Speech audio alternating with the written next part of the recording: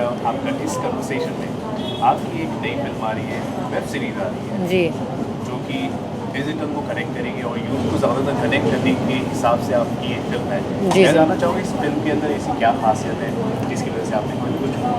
Well it's not that simple. एक बहुत ही रोचक वेब सीरीज़ है जो 6 पार्ट में वूट ऐप पे आएगी 6 अक्टूबर से।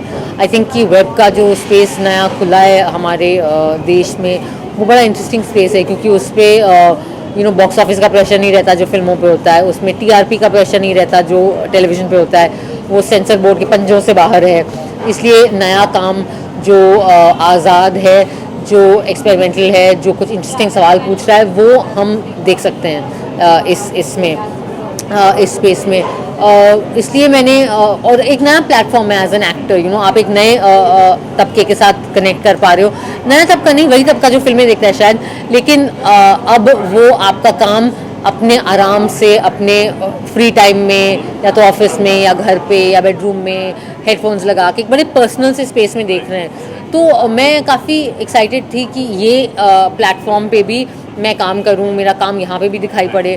और ऑफ कोर्स जो कॉन्सेप्ट है, इट्स नॉट दैट सिंपल नामक इस वेब सीरीज़ का, जिससे मैं अपना डेब्यू कर रही हूँ वेब स्पेस में, वो एक बहुत ही नया फ्रेश, सच्चाई से भरा और बहुत ही ऑनेस्ट अनअपोलोजेटिक नज़रिया है रिश्तों पर। पहली बार और औरत के पर्सपेक्टिव से हम शादी, रिश्ता, शादी के बाहर के रिश्ते, दोस्ती, जिम्मेदारी के ऊपर एक कहानी देखेंगे जो महिला के नज़रिए से है। और इसलिए मैंने सोचा कि मैं करूँ। आपने इससे पहले कई फिल्में की थी, और भी कई फिल्में की हैं जो ज़्यादातर मिडिल क्लास हो गया, उनको ज़्यादा कनेक्ट करती है। अब जैसे कि ये नया प्लेटफॉर्म है, उसके अंदर ज़्यादातर तो आप देखोगे अर्बन लाइफ ज़्यादा उसके अंदर कनेक्ट है। तो दोनों का जो आपका ट्रांसफॉर्मेशन है वो आपने कैसे मैनेज किया? आई मीन मैं एक एक्टर हूँ, मेरा काम है कि जो भी किरदार मुझे मिले उसके उसके हिसाब से अपने आप को मोल्ड करना और उसमें ढल जाना। तो मुझे जो भी अपॉर्चुनिटी मिल रही है वूट के साथ, मैंने उस किरदार को जितनी सच्चाई से हो सके वैसे निभाया है। अब ये किरदार, मीरा का किरदार, एक शहरी किरदार है।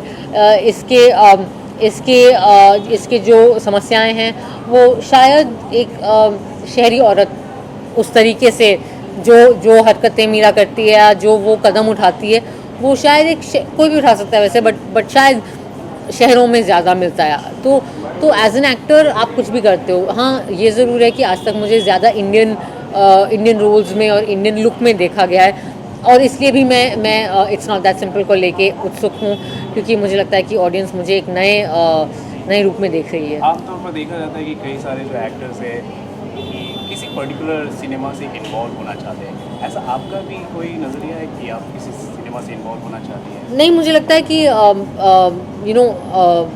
मेरा अपना करियर जो है वो एक अच्छा बैलेंस है बड़ी बजट की कमर्शियल फिल्मों का और छोटी कंटेंट हाई फिल्म, दोनों का बैलेंस है। मैंने टेलीविज़न भी किया है, संविधान और रंगोली में होस्ट करती हूँ।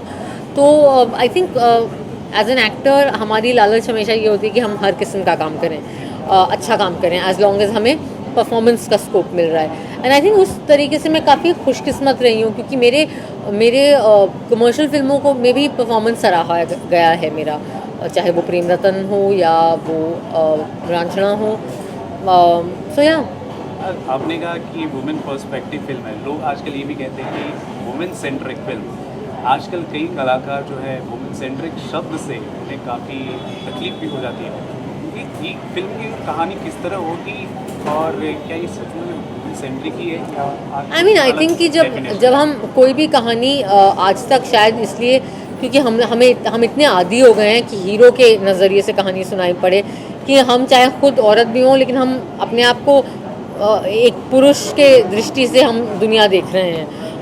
मुझे लगता है कि महिला प्रधान कहानियों का चलन जो शुरू हुआ है वो बहुत अच्छा है। खैर ऐसा नहीं है कि नहीं रहा। आई मीन यही देश है जहाँ मदर इंडिया भी बनी थी, जहाँ सुजाता भी बनी थी, जहाँ बंदनी भी बनी थी, गाइड बनी थी। बट मुझे लगता है कि आज के ज़माने में सबसे मज़ेदार बात यह है कि महिला प्रधान जो कहानियाँ हैं वो बॉक्स ऑफिस में भी बहुत अच्छा कर रही हैं। सो ऑब्वियसली आई थिंक कि हमारी ऑडियंस को कोई समस्या नहीं है महिला प्रधान न शब्द से, ना कंटेंट से। अब बाकी अब लोग ये सब टर्म्स हैं अल्टीमेटली।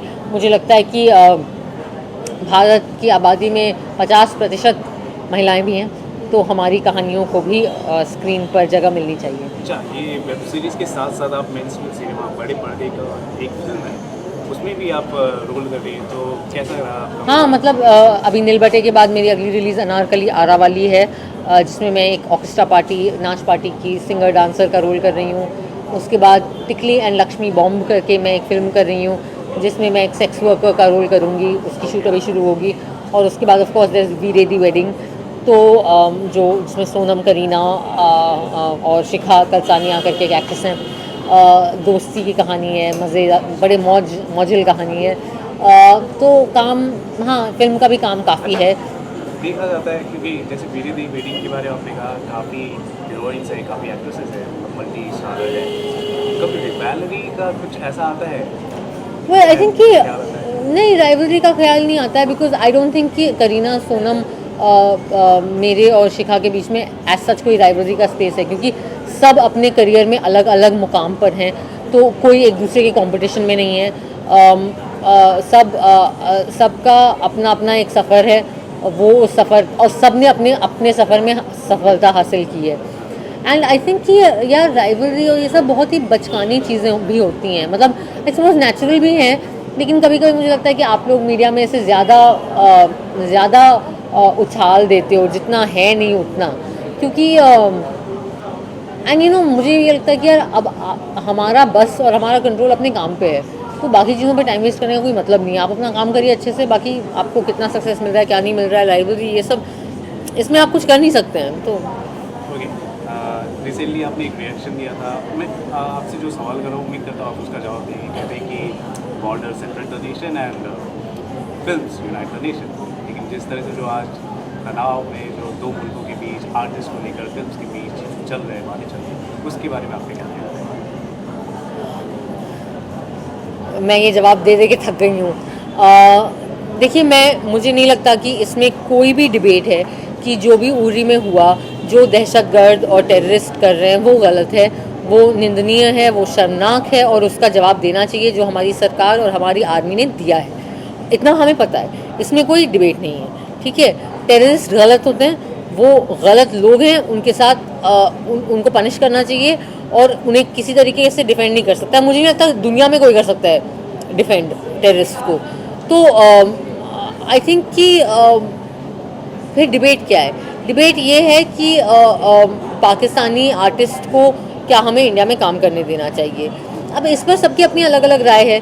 कुछ लोग अपनी राय इमोशन में आके दे रहे हैं, कुछ लोग अपने इमोशन को थोड़ा दूर रख के समझने की कोशिश कर रहे हैं, मुद्दे को वो दे रहे हैं। तो ठीक है यार, अब हमारा देश में बहुत अलग किस्म के लोग हैं, बहुत अलग किस्म के विचार होंगे इसको लेकर। मुझे लगता है कि हमारी आर्मी और हमारी सरकार अपना काम कर रही है, and we should let them do their work. हाँ, मुझे इतना ज़रूर लगता है कि कलाकार और टेररिस्ट एक दूसरे, मतलब या तो ये ऐसा कोई सीन ही नहीं है, क्योंकि अभी तक कोई प्रूफ नहीं मिला कि कोई भी कलाकार का टेररिस्ट से कोई लेना देना हो। यू नो आई मीन, वो अपना काम कर रहे हैं, वो टेररिस्ट बिल्कुल ही घटिया काम कर रहे हैं। तो I don't understand what the connection is as far as Pakistani artist, and कि वो अब निंदा नहीं कर रहे टेररिस्टों की और अपने सरकार की। मुझे लगता है वो डरे हुए हैं, क्योंकि उनकी जान को टेररिस्ट से ज़्यादा खतरा है बनस्पत हमारी। 3 महीने पहले अमजद साबरी नाम के एक बहुत ही मशहूर कव्वाल उनके देश में अनआइडेंटिफाइड गनमैन द्वारा मारे गए, असैसिनेट हुए, आज तक नहीं पता चला किसने किया है। अब ऐसे माहौल में एक ऐसा स्टेट जहाँ पे लॉ एंड ऑर्डर नहीं है, जो एक फेल्ड स्टेट है, जिस पे आरोप है कि तुम टेररिस्ट को पनाह दे रहे हो, आपके शहरों में बम ब्लास्ट होते रहते हैं आए दिन, आपके लोग टेररिज्म से मारे जाते हैं। अब ऐसे देश में और ऐसे माहौल में अगर वहाँ के कलाकार डर रहे हैं टेररिस्ट से पंगा लेने में, तो इसमें क्या मतलब क्या हैरानी है यार? ऑब्वियसली वो अपने जान के लिए और अपने परिवार की जान के लिए उन्हें डर लग रहा है। इसमें कोई रॉकेट साइंस नहीं है।